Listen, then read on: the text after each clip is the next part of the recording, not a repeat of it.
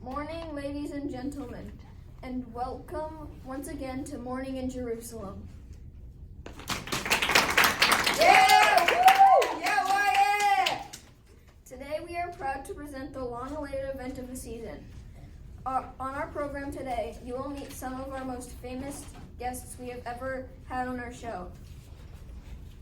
Let's begin today's show by welcoming someone we all know and love. Joseph.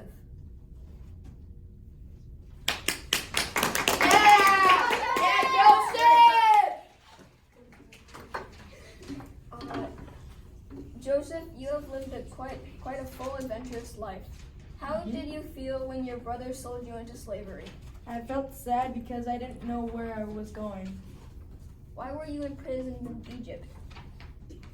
I got imprisoned because the Pharaoh's wife told the Pharaoh that I wanted to marry her.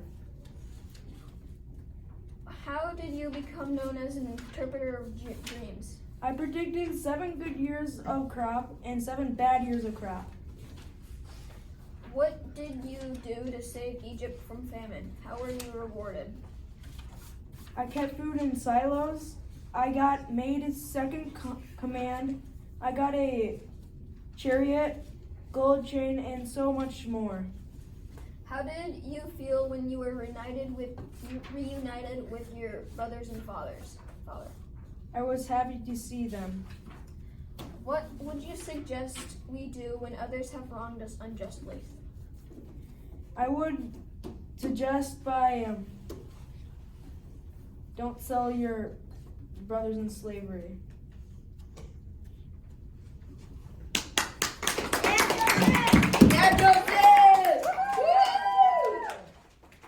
If you've traveled a lot, then you'll be especially interested in our next guest, Moses. Having led many people through the desert, he surely can give us some good tips on travel preparations. More than that, he can tell us about his conversations with Yahweh on Mount Sinai.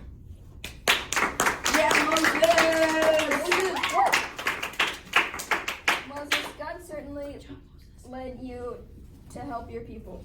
What was the most difficult part of freeing the people from slavery in Egypt? Well, I think one of the most difficult parts was having to get up and keep moving when we were traveling through the desert. We know that the people faced many difficulties in the wilderness. Tell us about a few and how God helped the people. Well, when we were hungry in the desert, a lot of the people complained because they were hungry. God sent us manna in the morning and quail after that each day, so the people and I thanked him. We have heard that your people were not always faithful. Can you give us a few examples? While I was going up Mount Sinai, my brother Aaron built a golden calf for the people to worship. When I came back down, I saw them worshiping it and made me angry. I taught them not to do that, and I had to go back up the mountain to get the commandments once again. What did God say when you were on Mount Sinai? He gave me the 10 commandments so that people had something to live by. And he told me to tell them to follow these laws. Why did these commandments mean so much to your people? Well, we had a rule to follow so we could not displease God. How can we be faithful to God's commandments today? You can make sure to follow each law, and if you break one, to go to reconciliation and reflect on the commandments again. Thank you, Moses, for coming onto our show.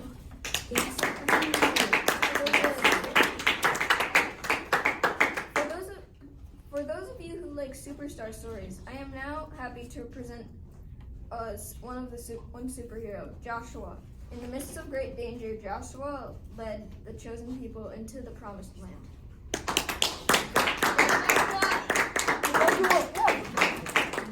Joshua, you've become quite a hero to many people. How did you lead the people into the promised land?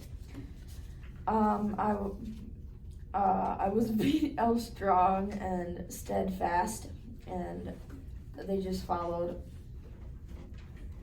And What?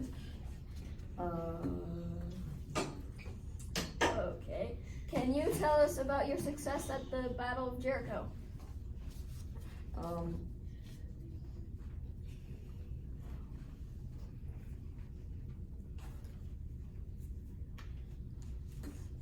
He's really thinking here.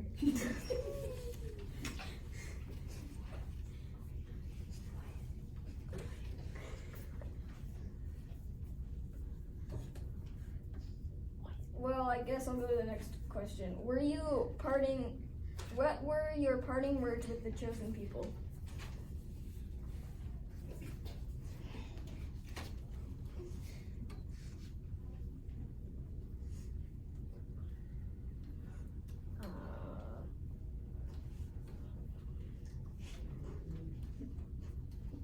He's also thinking on this one.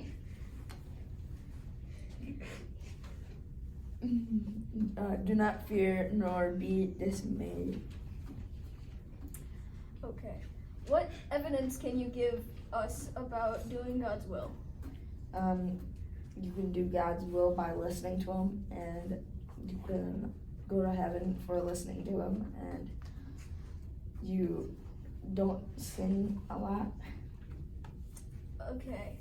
Thank you, Joshua. And now another superhero, Ruth.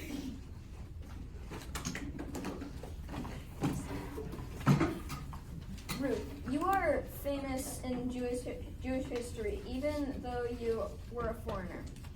How did you become involved with Israel? I didn't want to leave Naomi, so I went with her. Okay. How were you a comfort and help to your mother-in-law, Naomi? I let her stay in my home, and when she was sad, I comforted her. How did God bless you?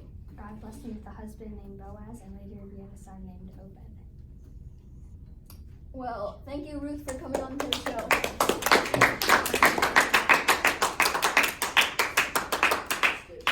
We have another champion of Israel with us today, the Judge Gideon, who played an important role in protecting the chosen people.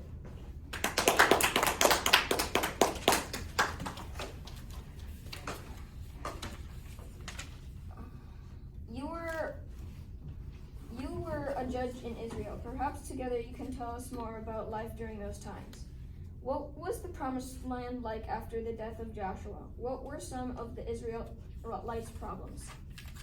The promised land was beautiful. The life was great. The trees and the water kept alive. There were lots of wars that the Israelites decided to partake in. So everyone was not listening to points that other people could have. So they just decided to keep fighting. What was your duty as a judge in Israel? My duties as a judge were to help bring peace and God's power. We noticed that the Israelites seemed to make the same mistakes over and over. Can you tell us something about this pattern? The pattern is that they get God's help, but then they lose their faith or they turn away. But then they complain, then they ask for God's help again. What advice do you have for people who seem discouraged or keep repeating mistakes? My advice for everyone is that follow God. Even if you fall away, God will forgive you, no matter what. Well, that's some great advice. Thank you, Gideon, for coming on to the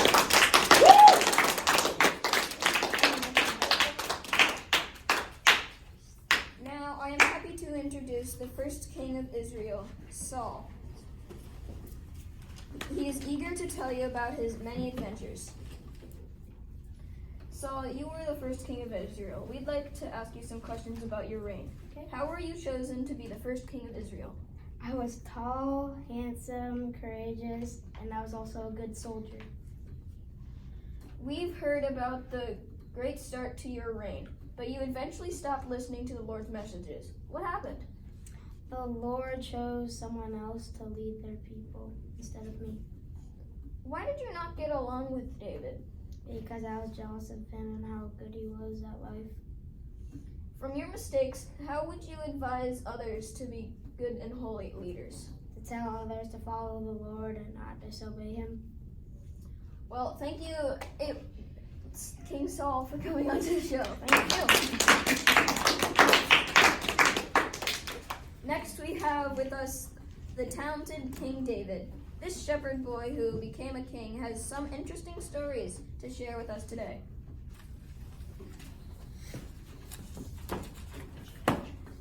David, we're glad you could make time out of your busy schedule to be with us today. How was it that you, a mere shepherd boy, were called on to aid King Saul? I was one of the best harp players in Bethlehem, so I played the harp for Saul. How did you help Saul in his early years as a king? I calmed him down very well with my harp.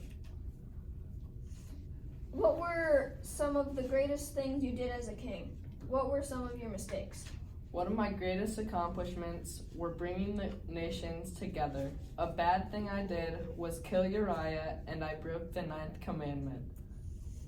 How can we serve God as loyal and true subjects? We can listen and do what he tells us. Thank you, David.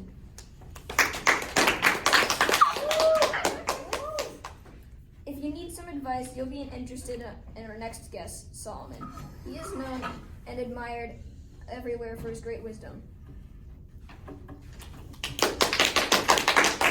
Solomon! Solomon, we have heard some outstanding things about you as a king. Oh, right. How did you come to be so full of wisdom? Well, one night in a dream, God spoke to me and said that He would grant me one favor, and I said that I would like to have a listening heart to judge the people and distinguish good from evil. What great building did you construct over 7 years? The great building that I constructed over 7 years was the Temple of Jerusalem. How did you eventually displease God at the end of your reign? I displeased God by trying to make peace with the other countries by worshiping their pagan gods.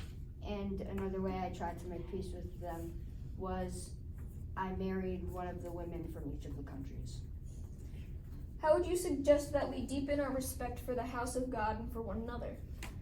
Well, I would just say, like, even if someone is hurting you or just not being nice to you, then just try and give them encouragement to be kinder later on and just to not be as rude and dispolite next time.